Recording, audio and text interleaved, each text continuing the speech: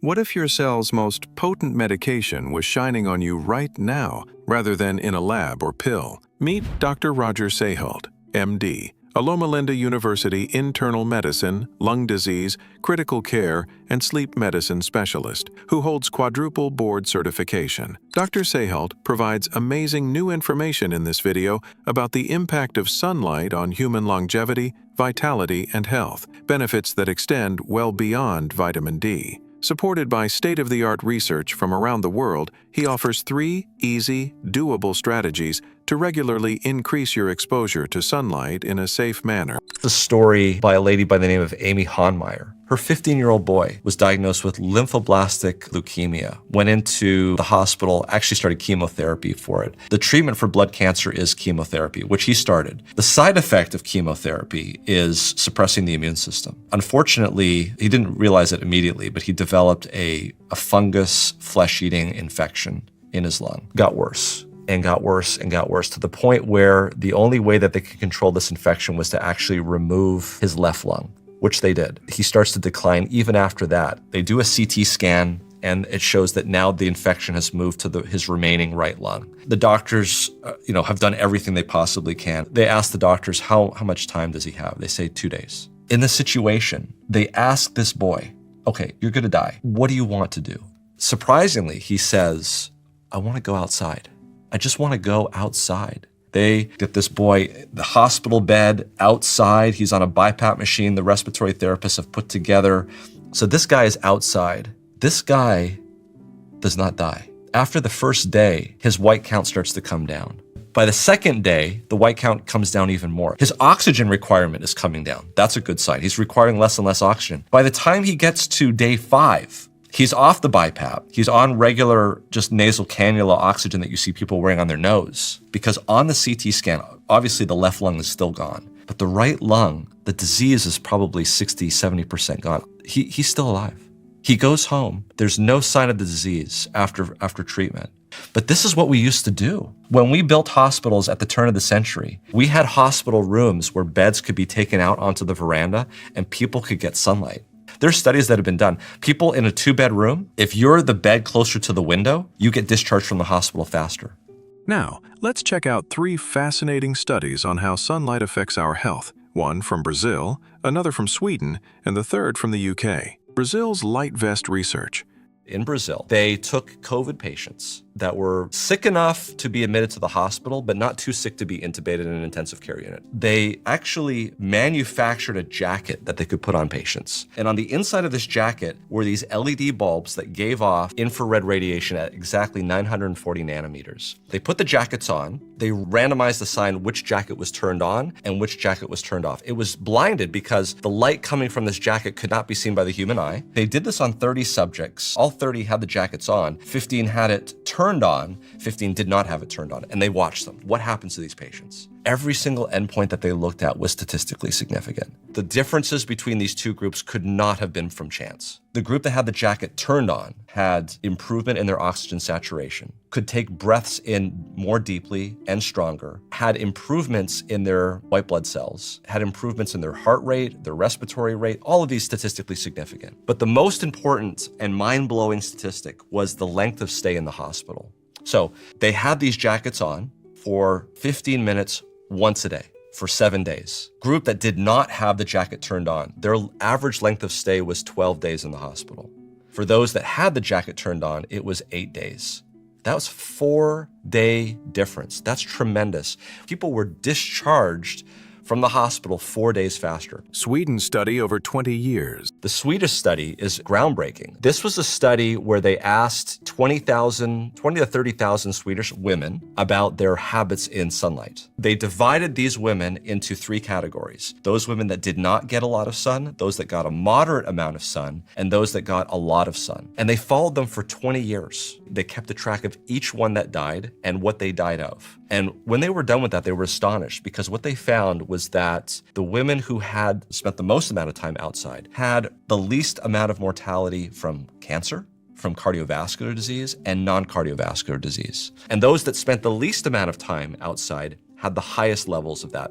The magnitude difference between those two was so much that they were able to show that women who spent the most amount of time outside and smoked had the same mortality as those women that did not spend as much time outside and did not smoke. In other words, being in that category of not spending much time outside in the sun was the same risk factor for death as smoking. The UK's study over 100,000 people. Richard Weller, who's a dermatologist in England, did just last year a very similar study as to the Swedish study, except it was 10 times bigger. He did it with both men and women. He found the same results. He discovered that either from solariums or being outside using solar radiation data, he was able to show both on their questionnaire and also where they lived that the more light that they had, the lower their risk of mortality and cancer mortality. So the question was, does it increase melanoma? Melanoma is a skin cancer. He was able to show that there's no statistical increased risk of melanoma incidence,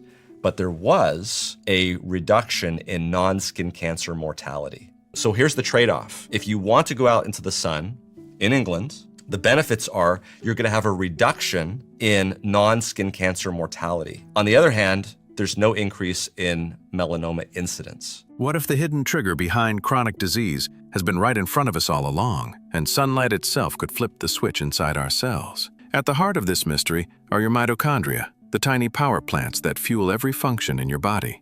What is the mitochondria? It's the powerhouse of the cell, right? It's the thing that makes energy. What we didn't know at the time is that as we get older, the output from these batteries in our cells drops by about 70%. Mitochondrial dysfunction. Depending on the cell type that we're talking about, that's going to have the issue. If we're talking about the heart's going to become more congested. If we're talking about the brain, it's going to have more dementia. This paper showed infrared light from the sun is able to penetrate probably up to about 8 centimeters, according to Scott Zimmerman in this article. And it fundamentally interacts with specifically the mitochondria. The mitochondria to the cell is like the engine in your car. So what do all internal combustion engines have? They have a cooling system. And that's exactly what the cell has to have for the mitochondria. It's not heat in the mitochondria, it's called oxidative stress. And it's specifically oxidative stress that causes destruction of the mitochondria and leads to these types of diseases. So oxidative stress causes the mitochondria not to work well. This leads to diabetes. Oxidative stress makes the mitochondria not work so well. This leads to dementia. The mitochondria makes its own cooling system, and that cooling system is melatonin. What Scott Zimmerman and Russell Ryder proposed in this was that basically the infrared radiation that's coming in to the body is able to stimulate and upregulate melatonin and a number of other factors that keep the mitochondria cool and can actually improve the energy output of the mitochondria. People like Glenn Jeffrey out of UCL is actually doing research at 670 nanometers of red light and has shown in randomized controlled trials that that type of light right there at 670, the type that you can even see, actually does improve mitochondrial efficiency. He's shown this in a number of randomized controlled trials. It improves eyesight, and you have to realize that the retina at the back of your eye is very rich in mitochondria. He's shown this in terms of managing glucose and output from mitochondria. If you talk to Glenn Jeffrey, which I have, he noticed an improvement in 15 minutes. He said he has studied the mitochondria in fruit flies, and in mosquitoes and bees, and in human beings, and it's the same every time. He says after about 15 to 20 minutes of this type of light in that type of setting, there is a switch that turns on, and you don't need further stimulation. Further stimulation doesn't do anything more. When is the best time of day to get outside for maximum effect? Optimal time of day to get sunlight would be for those that are concerned about getting damage from ultraviolet radiation. As we talked about, when the sun is low in the sky, that's going to be beneficial because the ultraviolet cannot penetrate obliquely through the atmosphere as well as long wavelength radiation. So when the sun is coming up and when the sun is going down in the evenings, that's going to be the time where you're going to get proportionally more infrared light and the least amount of ultraviolet light. Now, when the sun is directly overhead at noon, you're going to be getting the most amount of infrared light at that time, but you're also going to be getting a lot of ultraviolet radiation. And so if you're not someone that's gone out into the sun a lot, you may want to avoid this period of time. Or, as we talked about, put on a broad-rimmed hat. Put on clothes, more clothes, because ultraviolet light does not penetrate through clothes very well, but infrared light can. We're talking about with the mitochondria, it will not matter. However, if we're talking about circadian rhythm, if we're talking about getting the circadian rhythm, that pathway is through the eyes. So you want to maximize light through the eyes. Even on a cloudy day, being outside, you're gonna get more infrared light than if you were inside. So just as important as it is to have bright sunlight and getting outside in the middle of the day, we also need to start working on getting darker nights as well, turning things off, getting these screens away from our eyes. These are really important because the screens have a lot of light, and the light, what's going on here, this is the reason why it's important. There's two reasons actually, is the light that's going into our eyes is doing two things at night. Number one, it is shutting down melatonin production from the pineal gland. And as we just talked about, melatonin is a very powerful antioxidant that's very beneficial. The second thing that it's doing is it's confusing your circadian rhythm. You see, your circadian rhythm is designed to see light as day. If your eyes are seeing light, your brain thinks it's the day. So if it's 10 o'clock at night and your eyes are seeing light, your circadian rhythm is saying, I must have made a mistake. I thought it was 10 o'clock. It must not be 10 o'clock because look, there is light. Your bedroom should be as dark as possible.